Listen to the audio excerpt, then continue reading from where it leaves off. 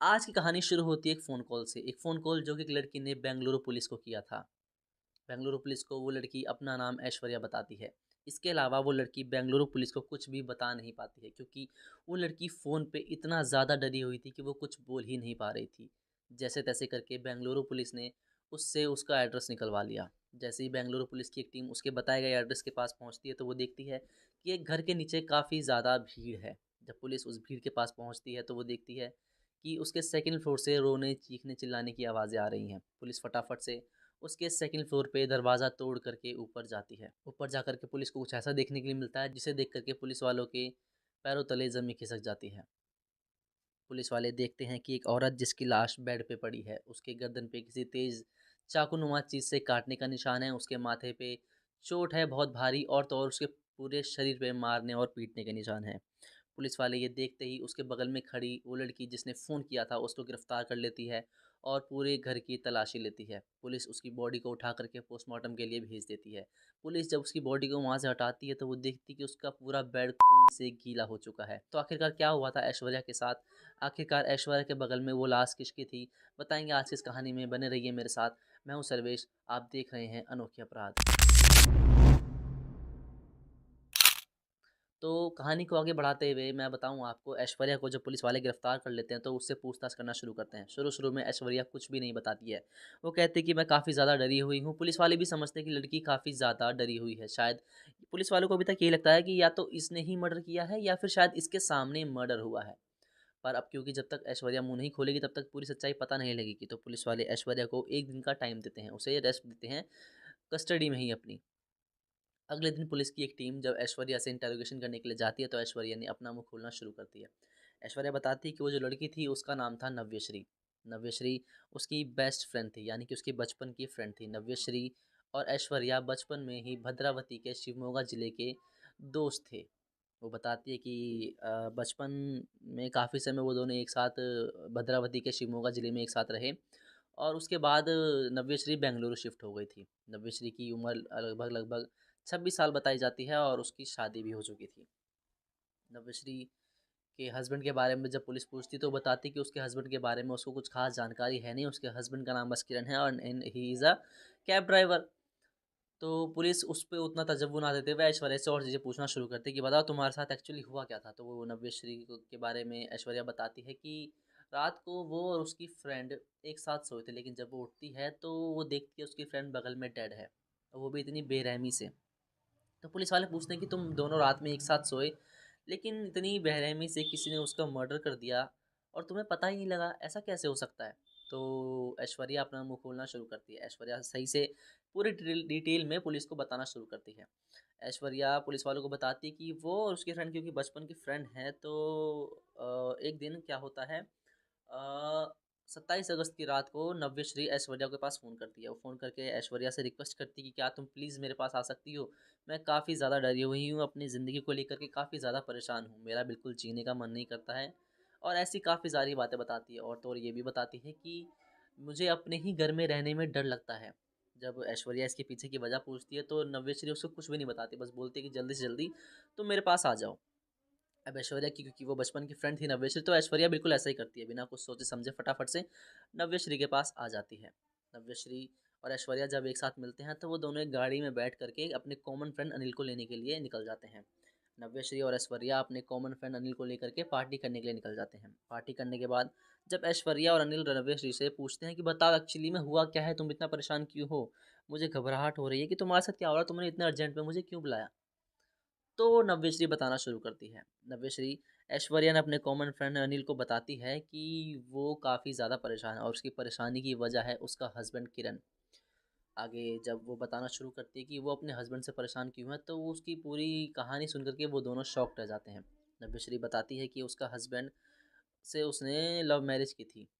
Actually क्या कहते हैं, नव्यश्री इज़ अ कोरियोग्राफ़र, वो कोरियोग्राफ़र थी, और कन्नड़ फ़िल्म इंडस्ट्री में उसकी काफ़ी ज़्यादा जानकारी भी थी। वो अपनी ज़िंदगी में काफ़ी अच्छा कर रही थी, दिखने में भी अच्छी थी, पढ़ी-लिखी भी थी। लेकिन उसने उसको किरण से प्यार हो जाता है। किरण एक कैब ड्राइवर है, और वो उससे अपने घरवालों के खिलाफ़ जाकर के शादी कर लेती है। उनकी शादी को लगभग 2 साल हो जाते हैं। वो दोनों अपनी ज़िंदगी काफ़ी अच्छे से काट रहे थे। लेकिन अचानक से किरण का क्या कहते हैं, बिहेवियर में चेंज आना शुरू हो जाता है। किरण नव्यश्री को कंट्रोल करना शुरू कर देता है। नव्यश्री को तरह-तरह की बातें बताना शुरू करता है। नव्यश्री को किरण बोलता है कि तुम अपना ये प्रोफ़ेशन छोड़ दो कोरियोग्राफ़र वाला, ये सही नहीं है। बताता है तुम छोटे कपड़े मत पहनो। उस पे काफ़ी शक करता था, बार-बार उसका फ़ोन चेक करता था और हद तो तब हो गई जब उसको मारना-पीटना भी शुरू कर दिया। आए दिन गाली-गलौच, आए दिन मार-पिटाई। नव्यश्री के साथ किरण ये सारी चीज़ें ऐसे करता था जैसे कि ये सब बहुत आम हो।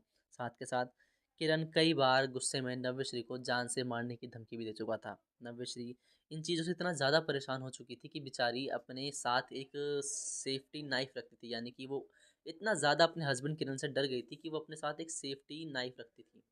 इतना सब कुछ नव्यश्री ने अपनी फ्रेंड ऐश्वर्या एंड अनिल को बताया था। इतना सब कुछ बता करके वो रोना शुरू कर देती है। उसको जैसे तैसे करके ऐश्वर्या और किरण चुप कराते हैं, जिसके बाद वो दोनों अपने अपने घर निकल जाते हैं। इधर ऐश्वर्या और नव्यश्री अनिल को उसके घर छोड़ देते हैं, ड्रॉप कर देते हैं और उसके बाद वो दोनों अपने नव्यश्री के घर चले जाते हैं। नव्यश्री ऐश्वर्या से रिक्वेस्ट करती है कि तुम प्लीज़ आज रात मेरे साथ मेरे ही कमरे में सो, मुझे काफ़ी ज़्यादा डर लग रहा है। तो ऐश्वर्या बोलती है कोई प्रॉब्लम नहीं है, सो जाएंगे, उसमें क्या दिक्कत है। अब क्योंकि ऐश्वर्या और नव्यश्री ने काफ़ी ज़्यादा हैवी पार्टी कर ली थी, काफ़ी ज़्यादा ड्रिंक कर ली थी, तो वो दोनों काफ़ी ज़्यादा थक गए थे। बेड पे लेटते ही उन दोनों को नींद आ जाती है। उसके बाद सुबह जब ऐश्वर्या उठती है तो वो देखती है कि उसकी फ्रेंड उसके बगल में डेड है। इतनी ही कहानी ऐश्वर्या पुलिस वालों को बताती है। अब पुलिस वाले यहाँ पे एक पुलिस वालों को क्लिक होती है कि तुम दोनों रात को पार्टी की, तुम दोनों नशे में थे। तो ऐश्वर्या बोलती है हम दोनों काफ़ी नशे में थे। इसके बाद वो बताते हैं कि मैं इतने नशे में थी कि इसीलिए मुझे कुछ खास पता नहीं लग पाया कि एक्चुअली में रात में हुआ क्या था। किसी ने उसको इतनी बेरहमी से मार दिया और मुझे पता भी नहीं लगा। सारी गलती नशे की है, सारी गलती अल्कोहल की है। जिसके बाद पुलिस उससे एक और सवाल पूछती है कि किरण कहाँ है। तो ऐश्वर्या बताती कि मुझे नहीं पता किरण कहाँ है, उसके बारे में कुछ खास जानकारी हमने नहीं ली और वो उस दिन रात में वो घर में भी नहीं था। जिसके बाद पुलिस वाले किरण की जांच पड़ताल करना खोजना शुरू करते हैं। तो पता लगता है किरण 27 अगस्त की रात को ही हॉस्पिटल में भर्ती हुआ था। पुलिस वाले उस हॉस्पिटल में जाते हैं, किरण को वहाँ से उठा करके थाने लेकर के आते हैं। ला करके उससे पूछताछ करना शुरू करते हैं। तो पता लगता है कि किरण 27 अगस्त यानी कि जिस रात को नव्यश्री और ऐश्वर्या साथ में आए थे, उसी रात को उसकी रात को लगभग लगभग लगा लीजिए 3 बजे के आसपास वो हॉस्पिटलाइज्ड हुआ था अपने पेट की खराबी को लेकर के। पुलिस को समझ में नहीं आता कि ऐश्वर्या बता रही है कि वो दोनों रात को उन्होंने ड्रिंक किया, वो सो गए। किरण जिससे शायद खतरा था नव्यश्री को, वो हॉस्पिटलाइज था रात को 3 बजे। तो आखिरकार ये मर्डर किया तो किया किसने।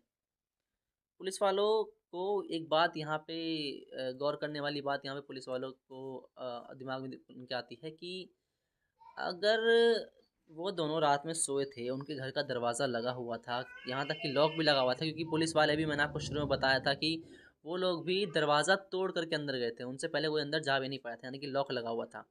जिसके बाद वो लोग किरण से ऐसे ही जस्ट फॉर इन्फॉर्मेशन पूछते कि क्या तुम दोनों घर में हमेशा एक साथ रहते थे। तो किरण बताता कि नहीं, कभी वो घर से बाहर अक्सर, कभी मैं घर से बाहर अक्सर, काम से हम दोनों अक्सर बाहर आ करते थे, कभी कभार हमारा एक साथ मिलना हो जाया करता था। तो बताते तो तुम लोग घर की चाबी वगैरह कैसे मैनेज करते थे।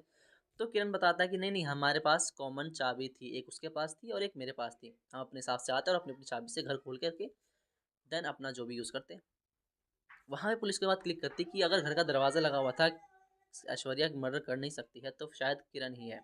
अब पुलिस वाले अपने शक को यकीनी बदलने के लिए थोड़ा सा प्रेशर डालते हैं किरण के ऊपर। उसको बताते हैं कि ऐश्वर्या ने ऐसा ऐसा पुलिस वालों को बताया है कि वो अपनी वाइफ पे ऐसे ऐसे मोलेस्टेशन, ऐसे ऐसे परेशान करता था अपनी वाइफ को। तो किरण को लगता है कि शायद पुलिस वालों को सच पता लग गया है। किरण डर करके सारा सच उगलना शुरू करता है। किरण बताता है कि रात को लगभग 12 बजे किरण चाबी लगा करके घर के अंदर गया था। अंदर जाता है तो वो देखता है उसकी वाइफ की किचन से बोलने की आवाज़ आ रही है। जब वो किचन की ओर जाता है तो वो देखता है उसकी वाइफ किसी से फ़ोन पे बात कर रही थी। उससे उस बात को सुनने के लिए किरण चुपचाप से पूजा घर में जाकर के छुप जाता है। वहाँ से वो सारी बातें जो भी किरण कर रही थी अपने फ्रेंड से सुनता है। उसके बाद जैसे ही किरण किचन से निकलती है पानी पी करके, तो किरण अपने बेडरूम की साइड जा रही थी। अचानक से किरण उसके सामने आ जाता है। उन दोनों में बहस होना शुरू हो जाती है। किरण अपनी वाइफ से पूछता है कि तुम किससे बात कर रही थी, मेरा शक सही निकलता है, तुम मुझे धोखा दे रही हो एंड ऑल सारी बातें किरण बोलना शुरू कर देता है। उन दोनों का आर्गुमेंट काफ़ी ज़्यादा हीटेड हो जाता है और इधर क्योंकि ऐश्वर्या ने दारू काफ़ी ज़्यादा पी रखी थी, तो वो कुछ सुनाई नहीं देता उसको, वो अभी भी बिल्कुल बेहोशी की हालत में सो रही थी। तो इधर हीटेड आर्गुमेंट में किचन के बगल में एक रॉड रखी हुई थी। किरण गुस्से में उस रॉड को उठाता है और उसके सर पे किरण नवेश्री के सर पे मार देता है। नवेश्री के सर पे उस चोट से इतना ज़्यादा गहरा असर होता है, उसका खून निकलना शुरू हो जाता है और वहीं पे वो बेहोश हो जाती है। अब किरण को लगता है कि शायद वो बेहोश हो चुकी है, लेकिन किरण का गुस्सा इस वक्त भी शांत नहीं हुआ था। किरण आगे पुलिस वालों को बताता है कि मुझे इस वक्त इतना ज़्यादा गुस्सा आ रहा था कि मैंने उसको गुस्से में उसकी बेहोशी भरी हालत में ही और जगह मारना शुरू कर दिया, जिसकी वजह से मैंने बताया आपको कि उसकी पूरी बॉडी में मारने के निशान थे, वो निशान इसी वजह से आए थे। इसके बाद किरण बताता है कि कुछ देर बाद वो वहाँ भी शांत बैठा।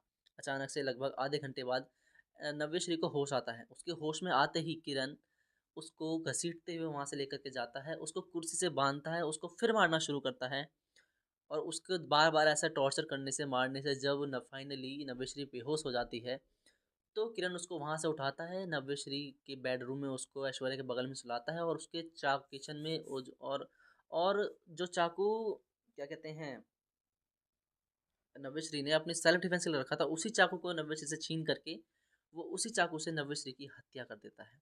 यहाँ पे सोचने वाली बात ये कि जिस चाकू को नव्यश्री ने अपने सेल्फ डिफेंस के लिए अपने पास रखा था, उसी चाकू से उसका मर्डर हो जाता है। अनजाने में नव्यश्री ने ही अपने हस्बैंड किरण को उसका हथियार दे दिया। तो ये सारी जो कहानी थी, ये गुस्से की थी। एक पति जो कि काफ़ी शक्की मिजाज का था, काफ़ी पॉजेसिव था अपनी वाइफ को लेकर के, वो गुस्से में इतना ज़्यादा खो जाता है कि वो उसका मर्डर ही कर देता है। जब पुलिस को ये पूरी सच्चाई पता लगती है, तो पुलिस भी हैरान थी कि आखिरकार गुस्से में कोई आदमी इतना ज़्यादा आपात कैसे हो सकता है। लेकिन अब जो हुआ वो हुआ। बाद में मीडिया की जब बाद में ये खबर पूरे इंडिया में फैलना शुरू करती है, तो काफ़ी ज़्यादा मीडिया हाउसेस की रविश्री की मदर के पास जाते हैं। तो रविश्री की मदर बताती है कि मैंने अपनी बेटी को शुरू में ही मना किया था कि वो लड़का सही नहीं है, he is a cab driver, वो कमाता धमाता अच्छा नहीं है, नशे करता है, आवारा है, उससे शादी मत करो। लेकिन नविश ने उनकी एक नहीं सुनी और उसकी मर्ज़ी के खिलाफ जाकर के उससे शादी कर ली। ये बोल कर कि लड़का काफ़ी अच्छा है, he loves me, he really really loves me, और वो मेरे साथ में खुश रहेगा, मैं भी उसके साथ खुश रहूँगी, प्लीज़ हमें शादी करने दीजिए। अब नव्यश्री ने तो उसकी बातों में आकर के शादी कर ली, लेकिन अंत देखिए कितना दुखद हुआ। उसने अपने माँ बाप के खिलाफ जाकर के शादी की, लेकिन आज जिसके लिए उसने अपने माँ बाप को छोड़ा था, उस लड़के ने उसकी हत्या कर दी। समटाइम्स हमें पेरेंट्स की बात मान लेनी चाहिए। हाँ, मैं मानता हूँ कभी कभार पेरेंट्स गलत होते हैं, लेकिन अक्सर पेरेंट्स सही ही होते हैं, क्योंकि उनका तजुर्बा हमसे ज़्यादा होता है, उन्होंने हमसे ज़्यादा दुनिया देखी होती है। बाकी जाने से पहले मैं आपसे एक सवाल और पूछ लूँगा कि आपको क्या लगता है कि ऐश्वर्या पूरी तरीके से सच बोल रही थी? क्योंकि अगर कोई आदमी ने कितनी भी ज़्यादा ड्रिंक की हो, तो अगर कोई किसी को इतनी बेरहमी से मार रहा होगा, इतनी ज़्यादा चीखने चिल्लाने की आवाज़ आती है, हल्का सा तो उसने ऐश्वर्या ने सुना ही होगा। लेकिन ऐश्वर्या पुलिस को बताती है कि उसने कुछ नहीं सुना, कंप्लीटली ब्लैंक। ऐसा होना क्या पॉसिबल है? आप मुझे कमेंट करके ज़रूर बताइए, क्योंकि कहीं न कहीं मुझे ये लगता है कि कहीं न कहीं इस मर्डर में ऐश्वर्या की भी इन्वॉल्वमेंट है। अगर आपको भी ऐसा कुछ लगता है, तो मुझे कमेंट करके ज़रूर बताइएगा। बाकी तब तक के लिए आपसे मिलते हैं, नमस्कार।